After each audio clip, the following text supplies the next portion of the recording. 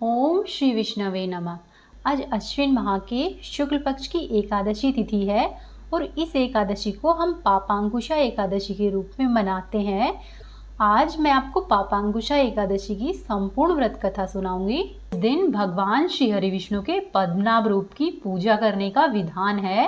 पापांकुशा एकादशी दशहरे के अगले दिन मनाई जाती है।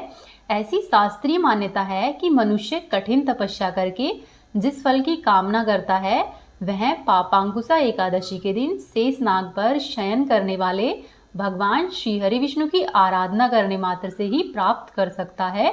इस व्रत को नियम पूर्वक धारण करने से 3 पीढ़ियों के पापों से मुक्ति मिल जाती है और मनुष्य को मोक्ष की प्राप्ति होती है और चंद्रमा के बुरे प्रभाव को भी रोका जा सकता है। इस व्रत को धारण करने से मातृपक्ष और पितृपक्ष के 10-10 पितरों को यमलोक से वैकुंठ लोक में स्थान मिलता है। इस एकादशी का व्रत करने से पापों से रक्षा होती है और साथ ही सभी प्रकार के मानसिक, दैहिक और वाचिक पाप कर्म नष्ट हो जाते हैं। तो अगर आप एकादशी का व्रत किसी कारणवश नहीं रख पाए तो भी एकादशी के दिन भगवान श्री हरि के नामों का जाप करें, व्रत कथाएं सुने एवं सभी प्रकार के नियमों का पालन करते हुए हरि नाम जाप करें। ऐसा करने से आपको अखंड पुण्य की प्राप्ति होती है और संचित पाप कर्म समाप्त होते हैं। तो आइए अब हम सुनेंगे पापांकुशा एकादशी व्रत की कथा। भगवान श्री कृष्ण के मुख से धर्मराज युधिष्ठिर ने अश्विन माह के कृष्ण पक्ष को आने वाली इंदिरा एकादशी व्रत की कथा सुनकर कहा कि हे मधुसूदन, आपके श्रीमुख से अश्विन माह के कृष्ण पक्ष को आने वाली इंदिरा एकादशी के महात्म्य और कथा को सुनकर मैं तृप्त हो गया हूँ और अब मैं आपसे अश्विन माह के शुक्ल पक्ष को आने वाली एकादशी की कथा और इसके महात्म्य को सुनने का इच्छुक हूँ। हे मधुसूदन, इस व्रत का क्या नाम है, इस एकादशी व्रत से किन पुण्य की प्राप्ति होती है और इस व्रत को करने का क्या विधान है, यह आप मुझे विस्तार पूर्वक बताने की कृपा करें। तब श्री कृष्ण बोले कि हे कुंती नंदन, अश्विन माह के शुक्ल पक्ष को आने वाली इस एकादशी को हम पापांकुशा एकादशी के नाम से जानते हैं। इस एकादशी के व्रत से मनुष्य के सभी प्रकार के पापों का नाश होता है। इस एकादशी व्रत के फलस्वरूप मनुष्य को अक्षय पुण्य की प्राप्ति होती है। अश्विन माह के शुक्ल पक्ष को आने वाली एकादशी के दिन सुयोग्य फल की प्राप्ति हेतु मनुष्य को भगवान श्री हरि विष्णु की पूजा और उपासना करनी चाहिए। पूर्ण विधि विधान से भगवान श्री विष्णु का पूजन करना चाहिए। इस पूजन से भगवान श्री हरि विष्णु प्रसन्न होते हैं और मनुष्यों को इच्छित वर की प्राप्ति सहज रूप से प्राप्त हो जाती है। हे धर्मराज, जो फल प्रभु की कठोर तपस्या करने पर प्राप्त होता है वही फल इस एकादशी के दिन व्रत और अनुष्ठान करने से सहज रूप से मनुष्य पा लेता है। इस व्रत को पूर्ण श्रद्धा से करने वाले मनुष्य को कभी भी यमदंड का भय नहीं रहता। मनुष्य को अपने जीवन में सदैव ही पाप कर्म करने से बचना चाहिए। भगवान श्री हरि विष्णु का किसी भी स्वरूप में पूजन और स्मरण करना हमेशा ही सुखदायी और पापनाशक रहता है, किंतु पापांकुशा एकादशी के दिन किया जाने वाला भगवान श्री हरि का पूजन और कीर्तन मनुष्य के सभी कष्टों का निवारण करता है। इस व्रत के फलस्वरूप मनुष्य को स्वर्गलोक की प्राप्ति सहज रूप से होती है। हे राजन, अब मैं तुम्हें इस व्रत की कथा सुनाने जा रहा हूँ, इसीलिए तुम इसे बड़े ही ध्यान से सुनो। प्राचीन काल में विंध्य पर्वतमाला में क्रोधन नाम का एक बहेलिया रहता था। वह बहेलिया अपने स्वभाव से बड़ा ही क्रूर और अत्याचारी था। उसने अपना संपूर्ण ही जीवन लूटपाट, मद्यपान और पर स्त्रीगमन, साथ ही पाप कर्मियों की संगति में बिताया हुआ था। एक दिन जब उस बहेलिये का अंतिम समय आया तब यमराज ने अपने यमदूतों को भेजा और उस तक संदेश पहुंचाया। यमदूत बोले कि हे क्रूर बहेलिये, तुम्हारे जीवन का अब अंतिम समय आ गया है। कल तुम्हारा अंतिम दिन है, कल हम लोग तुम्हें लेने आ रहे हैं। बहेलिये ने जब उनकी यह बात सुनी तो उसके होश उड़ गए और वह भय का मारा हुआ व्याकुल हो गया।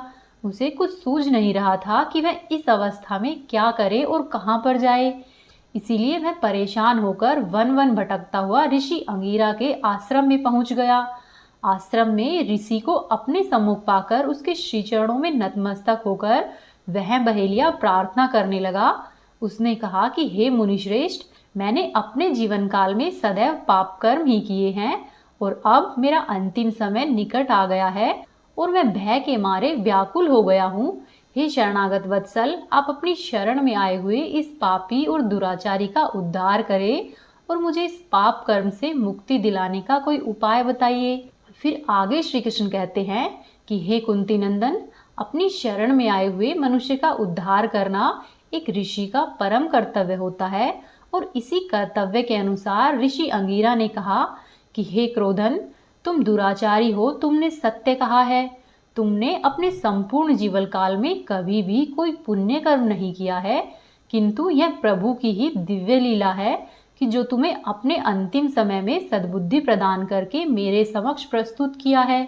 अतः हे क्रोधन, अपनी इस पाप मुक्ति का उपाय बड़े ही ध्यान पूर्वक सुनना। अब से अश्विन माह के शुक्ल पक्ष की आने वाली एकादशी तिथि, जिसे कि पापांकुशा एकादशी के नाम से जाना जाता है, उसका व्रत विधि विधान से पूर्ण करो। इस व्रत के प्रभाव से तुम्हारे सभी प्रकार के पाप कर्मों का नाश हो जाएगा, साथ ही तुम स्वर्ग के भागी भी बनोगे। महर्षि अंगिरा के कहे अनुसार बहेलिया पूरा विधि विधान जानकर वहां से चला गया और जब अश्विन माह के शुक्ल पक्ष की एकादशी तिथि आई तो उस बहेलिये ने महर्षि अंगिरा के कहे अनुसार पूरी श्रद्धा और विधि विधान से पापांकुशा एकादशी का व्रत और अनुष्ठान किया और स्वयं को पूर्ण रूप से श्री हरि विष्णु को समर्पित करते हुए व्रत का समापन किया। व्रत और भगवान श्री हरि विष्णु के पूजन के फल स्वरूप बहेलिये के सारे ही पापों का नाश हो गया और वह भगवान श्री हरि विष्णु के भेजे गए गरुड़ पर सवार होकर अपने परम धाम विष्णु लोक को प्राप्त हो गया। यमराज के भेजे गए यमदूत बड़े ही कौतूहल से इस संपूर्ण लीला को देखते ही रहे और बहेलिये को साथ लिए बिना फिर से यमलोक की ओर प्रस्थान कर गए। इसीलिए हे युधिष्ठिर, इस कथा का श्रवण करने मात्र से मनुष्य के पापों का नाश होता है, मनुष्य की कुमति सुमति में परिवर्तित हो जाती है। इस एकादशी व्रत में भगवान श्री हरि विष्णु का किया हुआ पूजन अनंत फलों को प्रदान करने वाला होता है। अपने पाप कर्मों से हमेशा भयभीत रहने वाले मनुष्य को सदा ही इस एकादशी व्रत का अनुष्ठान पूर्ण श्रद्धा और समर्पण भाव से करना चाहिए। व्रत की समाप्ति में निमंत्रित ब्राह्मणों को उचित दक्षिणा देकर संतुष्ट मन से विदा करना चाहिए। ऐसा करने से मनुष्य के सभी प्रकार के पाप कर्म दूर होते हैं, साथ ही उसे वैकुंठ लोक की प्राप्ति होती है। बोली भगवान श्री लक्ष्मी नारायण की जय। अब आप सुनिए एकादशी माता की परम पुण्य देने वाली कथा।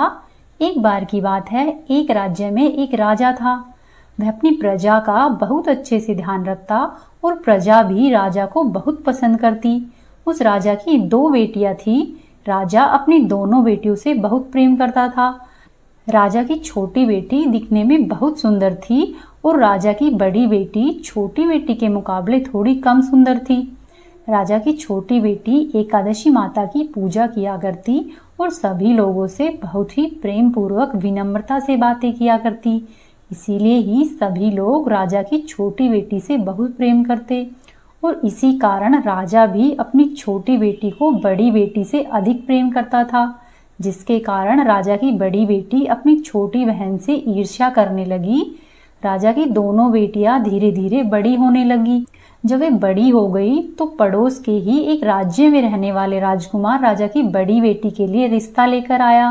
लेकिन जैसे ही उस राजकुमार की नज़र राजा की छोटी बेटी पर पड़ी तो वह राजकुमार राजा की छोटी बेटी पर आकर्षित हो गया और वह राजा की छोटी बेटी से विवाह करने के बारे में सोचने लगा।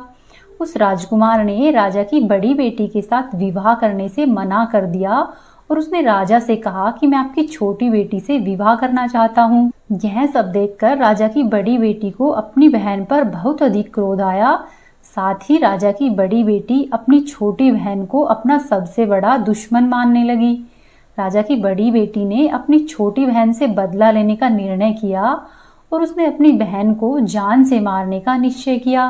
वह उसको मारने के लिए विभिन्न प्रकार के उपाय सोचने लगी और राजा की बड़ी बेटी ने अपनी बहन को मारने के लिए सबसे पहले एक लड्डू में जहर मिलाकर अपनी बहन को दिया और उससे लड्डू खाने के लिए कहा। लेकिन लड्डू खाने के बाद भी छोटी बहन को कुछ नहीं हुआ। यह देखकर उसकी बड़ी बहन बहुत ही आश्चर्यचकित हुई, लेकिन बड़ी बहन ने हार नहीं मानी। जब उसकी छोटी बहन रात को कमरे में सो रही थी तो उसने मटके में सांप रखकर उसके कमरे में छोड़ दिया, लेकिन सांप ने भी छोटी बहन को नहीं काटा। जिसके बाद बड़ी बहन ने अपनी छोटी बहन से कहा कि चलो हम लोग कुएं से पानी भर कर लाते हैं, और फिर दोनों कुएं पर पानी भरने के लिए गई। जब वहां पर छोटी बहन और बड़ी बहन पानी भर रही थी तो राजा की बड़ी बेटी ने छोटी बेटी को कुएं में धक्का दे दिया, लेकिन ग्यारस माता की कृपा से छोटी बेटी को कुछ भी नहीं हुआ। उधर बड़ी बेटी के बहुत अधिक प्रयास करने के बाद भी जब उसे सफलता नहीं मिली तो वह और अधिक क्रोधित हो गई, और उसने अपनी छोटी बहन के पास जाकर उससे प्रश्न किया कि मेरी छोटी बहन, क्या तुमको पता है कि भगवान ने सबकी मृत्यु एक निश्चित समय पर लिखी है, और साथ ही यह भी पता होता है कि उसकी मृत्यु कब व कैसे होगी। क्या तुम यह जानती हो कि तुम्हारी मृत्यु कब और किस प्रकार से होगी? तब राजा की छोटी बेटी ने कहा कि हाँ दीदी, मैं तो जानती हूँ मेरी मृत्यु कैसे होगी। राजा की छोटी बेटी से यह सब बात सुनकर बड़ी बेटी मन ही मन बहुत अधिक प्रसन्न हुई। तब छोटी बहन ने अपनी बड़ी बहन को बताया कि मेरी मृत्यु तो एक तोते में है, जो कि तोते के गले में एक हार है, उससे मेरी मृत्यु होगी। जब तक कोई व्यक्ति उस तोते को मारकर उस हार को अपने गले में पहने रखेगा तो मैं मूर्छित हो जाऊंगी, और जैसे ही उस हार को अपने गले से उतार देगा तो मैं वापस से जीवित हो जाऊंगी। अपनी छोटी बहन की मृत्यु का राज जानकर बड़ी बहन बहुत खुश हुई, और उसने अपनी छोटी बहन को मारने के लिए उस पालतू तोते को ढूंढना शुरू कर दिया। और छोटी बहन को इस बात का आभास हो गया कि कोई उसकी जान लेना चाहता है, इसीलिए वह अपने पिताजी के पास गई और कहने लगी कि पिताजी, मेरी मृत्यु के बाद आप मुझे जलाइएगा नहीं, आप मुझे पुरानी हवेली में एक पलंग पर लेटाकर छोड़ दीजिएगा। अपनी बेटी से इस तरह की बात सुनकर राजा बहुत आश्चर्यचकित हुआ और कहने लगा कि बेटी, क्या बात है, तुम यह सब क्या कह रही हो? तब राजा की छोटी बेटी ने कहा कि पिताजी, समय किसी के लिए नहीं रुकता, क्या, कब और कैसे हो जाए इसका किसी को कुछ पता नहीं होता। फिर राजा ने अपनी छोटी बेटी से कहा कि तुम ऐसी बातें क्यों करती हो? 2-3 दिन बाद तो तुम्हारा विवाह है। लेकिन छोटी बेटी ने अपने पिताजी को ऐसा करने के लिए मजबूर कर दिया और उनसे वचन भी ले लिया, जिससे कि राजा ने भी अपनी छोटी बेटी की बात स्वीकार कर ली। और फिर 2-3 दिन इसी तरह से व्यतीत हो गए, और 2-3 दिनों के बाद जब राजा की छोटी बेटी की शादी का समय आया तब राजकुमार बारात लेकर राजा के घर आया। तब राजकुमार और राजा की छोटी बेटी का विवाह शुरू हो गया, और जैसे ही राजा की छोटी बेटी राजकुमार के साथ फेरे लेने लगी तो उसकी बड़ी बहन ने अपनी छोटी बहन के कमरे में जाकर उसके तोते को पकड़ लिया और उसके तोते को जान से मार दिया, और तोते के गले में जो हार था उस हार को राजा की बड़ी बेटी ने अपने गले में पहन लिया। और जैसे ही बड़ी बहन ने उस हार को अपने गले में पहना तो उधर दूसरी तरफ राजा की छोटी बेटी ने 3.5 ही फेरे लिए थे और वह तुरंत ही मूर्छित हो गई। इसके बाद राजा ने बड़े बड़े वैद्य हकीमों को बुलाया और अपनी छोटी बेटी का इलाज करने के लिए कहा। राजा की बात सुनकर वैद्य ने छोटी बेटी को देखा तो राजा को बताया कि आपकी बेटी न तो जीवित है और न ही मरी हुई है। ऐसा हम पहली बार देख रहे हैं। तब राजा ने वैद्य और यह हकीमों को यह बात बाहर बताने से मना कर दिया और उनसे कहा कि अगर तुमने यह बात बाहर प्रजा में बताई तो मैं तुमको फांसी दे दूंगा। फिर राजा ने अपनी बेटी की इच्छा के अनुसार ही अपनी छोटी बेटी को पुराने महल में ले जाकर एक पलंग पर लेटा दिया और वहां पर कुछ सैनिकों को सुरक्षा के लिए तैनात कर दिया। इसके बाद जब राजा वापस अपने महल पर आया तो राजा की बड़ी बेटी अपने पिताजी के पास आई और कहने लगी कि पिताजी, अगर यह शादी संपन्न नहीं हुई तो आपकी इज्जत का क्या होगा? आप कहे तो मैं आपकी इज्जत बचाने के लिए राजकुमार से शादी करने के लिए तैयार हूँ। जिसके बाद राजा ने अपनी बड़ी बेटी की बात मान ली और राजा ने अपनी बड़ी बेटी को छोटी बेटी के कपड़े पहनाकर मंडप में भेज दिया। लेकिन राजकुमार यह जान गया कि यह राजा की बड़ी बेटी है, छोटी बेटी नहीं है। लेकिन जब राजकुमार ने शादी करने से मना कर दिया तो सभी लोगों ने राजकुमार को उससे शादी करने के लिए विवश कर दिया। इस तरह से बचे हुए फेरे राजा की बड़ी बेटी ने लिए और विवाह संपन्न हुआ, जिसके बाद राजकुमार राजा की बड़ी बेटी को लेकर अपने महल में गया। और विवाह होने के बाद राजकुमार ने उससे ना तो बात की और ना ही उसे पसंद करता था और ना ही उसके आसपास भटकता था। और राजकुमार ने यह फैसला किया कि वह अपनी प्रेमिका को ढूंढ कर रहेगा और यह जानकर रहेगा कि आखिर उसके साथ क्या हुआ है। इसी तरह से धीरे धीरे दिन व्यतीत होने लगे। एक दिन राजकुमार अपने घोड़े पर सवार होकर राजा के महल के पास पहुंचा। वहां पर उसने कुछ सैनिकों को देखा और महल के पास जब राजकुमार गया और महल को ध्यान से देखा तो वह समझ गया कि यह तो हमारे ससुर का महल है। तब राजकुमार ने सैनिकों से पूछा कि तुम लोग यहाँ पर क्या कर रहे हो और उस महल के अंदर उस पलंग पर कौन लेटा है। जिसके बाद सैनिकों ने बताया कि यहाँ पर राजा की छोटी बेटी है। यह सुनकर राजकुमार को बहुत अधिक आश्चर्य हुआ, साथ ही वह प्रसन्न हो गया और वह तुरंत ही अपनी प्रेमिका के पास पहुंचा और उसकी सेवा करने लगा। जैसे ही रात हुई तो राजा की छोटी बेटी उठकर खड़ी हो गई। राजकुमार यह देखकर बहुत ही आश्चर्यचकित हुआ और उसने प्रसन्न होकर पूछा कि यहाँ पर तुम क्या कर रही हो, तुम मेरे साथ मेरे घर पर चलो। तब राजा की छोटी बेटी ने राजकुमार को सारी बातें कह सुनाई और बताया कि मेरी जान एक तोते में बसती थी। यह बात मैंने सिर्फ अपनी बहन को बताई थी और मुझे पता है कि उसने ही मुझे मारने का प्रयास किया है। उसके पास एक हार है जिसको वह सुबह पहन लेती है और रात्रि में उतार देती है। जब तक वह हार को पहनकर रखती है तब तक मैं मूर्छित रहती हूँ और जैसे ही वह हार को उतार देती है मैं फिर से जीवित हो जाती हूँ। और जब तक मेरी बहन के पास वह हार रहेगा तब तक मैं जीवित और मूर्छित होती रहूँगी। अगर मेरी बड़ी बहन के पास जो हार है वो मेरे हाथ लग जाए तो मैं हमेशा के लिए जीवित हो जाऊंगी। राजकुमार यह सब बातें सुनकर राजा की छोटी बेटी के पास रहने का निर्णय लेता है और उसने अपने बचे हुए सारे फेरे उस बेटी के साथ ही संपन्न किए और इस तरह से अपना विवाह पूर्ण कर लिया और वहीं पर ही वह रहने लग गया। देखते ही देखते कुछ समय में राजा की छोटी बेटी यानी कि राजकुमार की पत्नी गर्भवती हो गई। एक दिन राजकुमार को किसी काम से बाहर जाना पड़ा। तब छोटी बहन के पेट में बहुत तेज से दर्द होने लगा, जिसके बाद उसने माता का नाम लिया और एकादशी माता को याद किया। वहां पर एकादशी माता प्रकट हुई और उन्होंने अपने भक्त के दर्द को दूर किया और एक पुत्र की प्राप्ति करवाई। और फिर वहीं पर अचानक से राजकुमार भी आ गया। राजकुमार ने ग्यारस माता को देखा तो वह आश्चर्यचकित हो गया और उसने तुरंत ही ग्यारस माता को प्रणाम किया। तब माता ने राजकुमार से कहा कि जब यह तुम्हारा पुत्र 5 वर्ष का हो जाए तो तुम आकर अपनी पत्नी का हार इसके गले में डाल देना। देखते ही देखते समय व्यतीत हुआ और राजकुमार व राजा की छोटी बेटी का पुत्र 5 वर्ष का हो जाता है। तो राजकुमार अपने बेटे से कहता है कि बेटा, मैं कुछ काम से बाहर जा रहा हूँ, तुम अपनी माता का ध्यान रखना। और ऐसा कहकर वह वहां से चला जाता है। राजकुमार को वहां से बाहर निकलता हुआ बड़ी बहन के सैनिक देख लेते हैं और जाकर सारी बात बड़ी बहन को बता देते हैं। जिसके बाद बड़ी बहन अपनी छोटी बहन के पुत्र को वहां से उठवा लेती है और उसे मरवा देती है। छोटी बेटी के पुत्र के 2 टुकड़े करवा देती है। पहला टुकड़ा चक्की के पास छुपा देती है और दूसरा टुकड़ा अपने पलंग के नीचे रख लेती है। उसके बाद ग्यारस माता उनके घर पर भिखारी का रूप लेकर आती है और भिखारिन के रूप में बड़ी बहन के पास जाती है और भिक्षा मांगती है।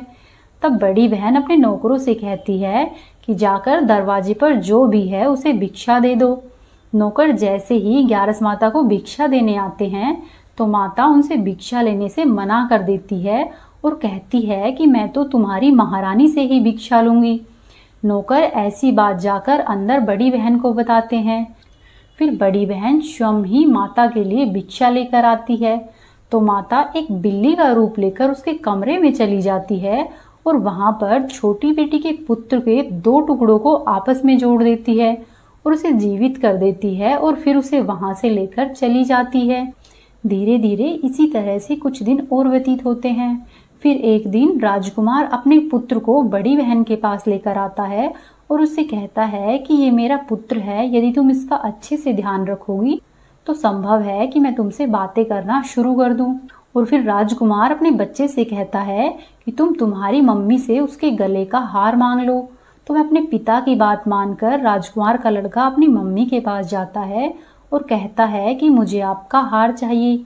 यह सुनकर पहले तो बड़ी रानी बहुत अधिक क्रोधित होती है, पर फिर उसको याद आता है कि राजकुमार ने कहा था कि अगर मैं इस बच्चे का ध्यान रखूंगी तो वह मुझसे बात करेंगे, जिसके कारण वह राजकुमार के बच्चे को वह हार दे देती है और वह तुरंत ही उस हार को ले जाकर अपने पिता को देता है। तब राजकुमार अपने बेटे को लेकर वहां से जाने लगता है और बड़ी बहन से कहता है कि तुम हमारे लिए खाना बनाकर रखना, मैं शाम को तुम्हारे साथ ही खाना खाऊंगा। ऐसा कहकर वह अपने बेटे को लेकर वहां से चला जाता है। उसके बाद वह राजा के पास जाता है और जो सब बातें थी वह सब राजा को कह सुनाता है। राजा अपनी बड़ी बेटी की इस प्रकार की करतूतों को सुनकर बहुत अधिक क्रोधित होता है और राजा अपनी परवरिश को ही दोष देने लगता है और राजा राजकुमार को अपनी छोटी बेटी के साथ रहने के लिए ही आदेश देता है और बड़ी बेटी को दंड देता है।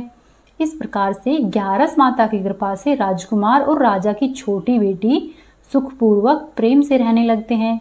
बोलिए एकादशी माता की जय, बोलिए माँ लक्ष्मी की जय। अब आप सुनिए तुलसी माता की एक ननद और भाभी की कहानी। एक बार की बात है, किसी गांव में एक ननद और एक भाभी साथ साथ रहती थी। ननद का अभी विवाह नहीं हुआ था। वह बचपन से ही तुलसी जी के पौधे की बहुत सेवा किया करती थी, लेकिन उसकी भाभी को यह सब कुछ बिल्कुल भी पसंद नहीं आता। जब कभी उसकी भाभी को अत्यधिक क्रोध आता तो वह उसे ताना देते हुए कहती कि जब तुम्हारा विवाह होगा तो मैं तुलसी ही बारातियों को खाने के लिए दूंगी और तुम्हारे दहेज में भी तुलसी ही दूंगी। धीरे धीरे इसी तरह से समय बीतता रहा और ननद बड़ी हो गई और जब विवाह के योग्य हो गई तो उसका विवाह पक्का हुआ। विवाह के दिन जब बारात आई और बाराती खाने के लिए बैठे तो भाभी ने अपने कहे अनुसार ही उनके सामने तुलसी का गमला फोड़ दिया। वह फूटा हुआ गमला तुलसी जी की कृपा से अनेक स्वादिष्ट व्यंजनों में बदल गया। वहीं दूसरी तरफ जब ननद तैयार होने लगी तो उसके वस्त्रों के स्थान पर भाभी ने तुलसी का जनेऊ रख दिया। तुलसी जी की कृपा से जनेऊ की जगह रेशमी और सुंदर वस्त्र आ गए। लड़की ने वह सब पहन लिए और जब गहनों की बारी आई तो भाभी ने गहनों के नाम पर तुलसी की मंजरी से बने हुए गहने पहना दिए। तुलसी माता की कृपा से वे सभी सोने और हीरे जवाहरात में बदल गए। उसके बाद विवाह कराकर ननद की विदाई की गई और ननद जब ससुराल में गई तो उसके दहेज की बहुत प्रशंसा की गई और ननद का ससुराल में मान सम्मान बढ़ा। और यह बात जब उसकी भाभी के कानों तक पहुंची तो उसे बहुत ही आश्चर्य हुआ। अब उसे तुलसी माता की पूजा का महत्व समझ में आया।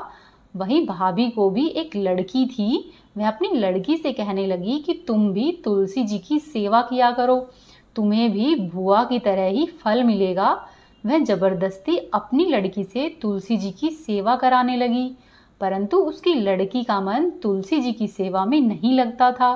धीरे धीरे दिन व्यतीत होते गए और उसकी लड़की भी बड़ी हो गई और विवाह के योग्य हो गई। जब उस लड़की के विवाह का समय आता है तो भाभी सोचती है कि जैसा व्यवहार मैंने अपनी ननद के साथ किया था वैसा ही अब मैं अपनी लड़की के साथ भी करूंगी।